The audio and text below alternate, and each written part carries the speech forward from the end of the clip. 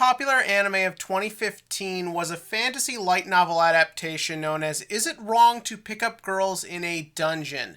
This was a show that was on everyone's watch list. A lot of people hated it. A lot of people really liked it. I enjoyed it. I thought it was fun. I never really saw why people had such big problems with it, but I also never really understood why it was as popular as it got.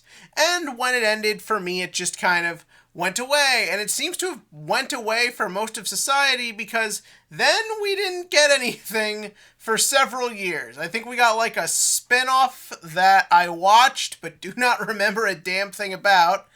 But then last year we got season 2, and it was just like season 1 as far as I was concerned. Just kind of a fun fantasy romp with likable characters, good action, and an enjoyable but albeit generic story. I honestly never thought that Danmachi would ever achieve anything great. I thought it would just be a fun, quirky little show to watch. Then season 3 happened, and holy shit, somebody let the reins loose. And we got what is easily not just the best season of this franchise, but was, for at least for me, one of my favorite anime of the year. Yeah, if you couldn't tell with the Black Clover review, I like it when a show can make a turn into a darker, more mature story feel natural. Not just a dark, edgy, violent take on something, but something genuinely feeling like it wants to tell a deeper story and go into more effort and do more with its characters and setting. And no one did it better this year than Danmachi. Like, this was genuinely fantastic. And I just want to talk about this one, because this show is still, even though there was that huge season 1, season 2 gap, and other big things happened around it, this show still remains very popular. So I am glad a show that was popular decided to take a risk and go in a darker direction. So let's talk about that darker direction, shall we? So, the first place to start off with is, well, where the season begins. Bell runs into the center focus of this arc, and that is a monster, the same monsters that every day he goes into their territory and kills them for resources. He meets a monster that can talk and is sentient and is self-aware.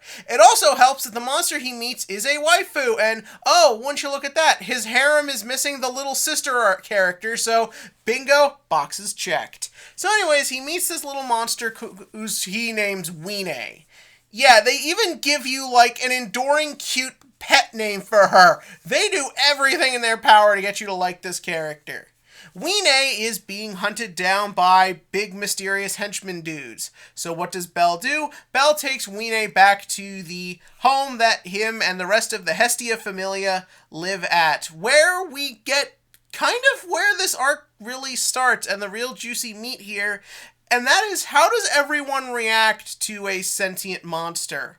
Many people, myself included, did definitely see parallels to real-world events here, but unlike the Black Clover thing that did 100% want to be based on things in the real world, this one relies very heavily on the established lore and the established characters, and all of that stuff is used very effectively, because the minute they meet Weene, different characters have different responses. The fox chick, whose name I can't remember, who is very innocent in personality, instantly takes to her, wants to be Weene's friend, does everything she can to help her.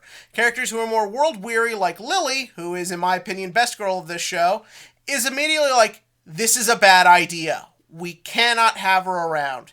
Because it doesn't matter that Weene is cute, or that Weene can talk, or that Weene is friendly.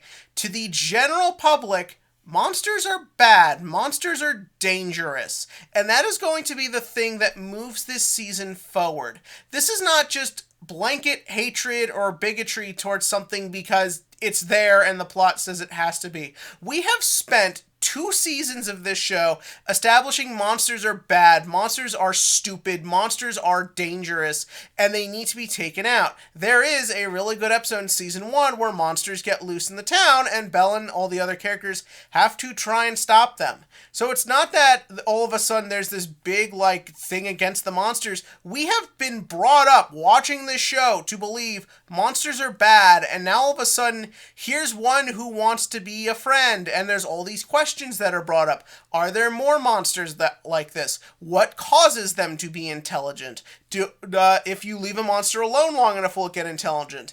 Many of these questions are not fully answered, but they're not fully answered in a way I actually really like. There's not this big, drawn-out explanation of everything going on. It's always kept focused on the situation at hand. And that situation at hand is, here's Weene. Here's the rest of the monsters.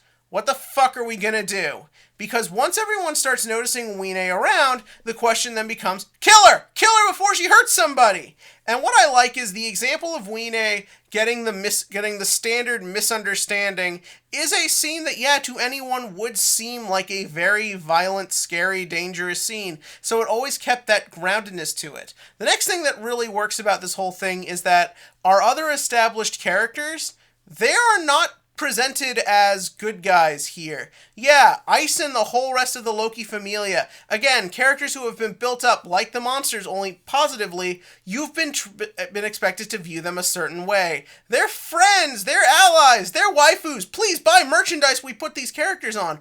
All of a sudden, they are the antagonists. They are the one who want to destroy the monsters simply just because they're there and that's what they do as adventurers. But it is not just that simple. We have seen, because the one thing I do remember from the spinoff is Ice's backstory, we have seen from both Ice and also just throughout the show that these monsters do kill people.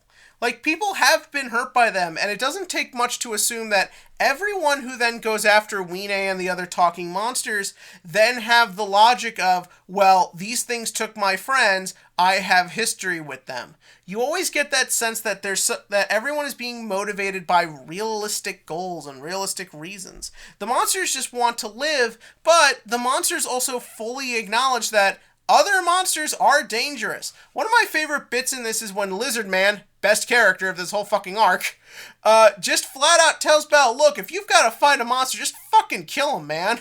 Like, this is just the way the world is. Then that's a good segue into what I think ultimately is the big glue that holds this arc together, and that's Belle himself. I've always enjoyed Belle as a protagonist. Yeah, he's your typical sort of wide-eyed, idealistic innocent. But what I've always appreciated about Danmachi is he's not just that because it makes for a marketable character. It's worked into the plot. It's a coming-of-age story. It's about Belle learning about the world, learning how to deal with the world, learning how to fight in it. And for 2 seasons, because he is so innocent and he is so wide-eyed and wanting to believe in just good, it really comes to a head in this season when now all of a sudden he's in a very gray territory. He's not simply just fighting villains. He's not simply just dealing with a threat. His friends, his other people he cares about from other familias are now the enemy. They want to destroy the monsters. And there's a scene in this, I won't spoil it because I want people to see this. There is a scene where Belle has to put himself out there. It is such, in a really great way, heartbreaking. It is visceral, it is intense, you 100% buy it. And it's a great scene. But also it just sort of goes to the fact that this is a kid who is just wanting to do the right thing. He wants to be a hero, he wants to protect people, and that's not always easy.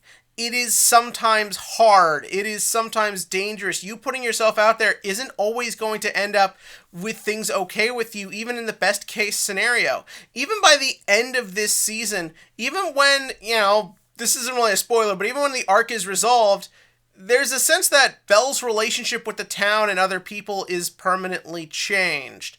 And also his relationship with Ice is changed. And you feel that there's a change in her. She has a fantastic scene at the end of this whole thing. And it is genuinely gorgeous. Last thing I want to talk about, because we are getting a little towards the end here. The action in this season is fucking awesome. There have always been some pretty good fights in this show, but holy shit, the final fight in this is glorious, and I loved it.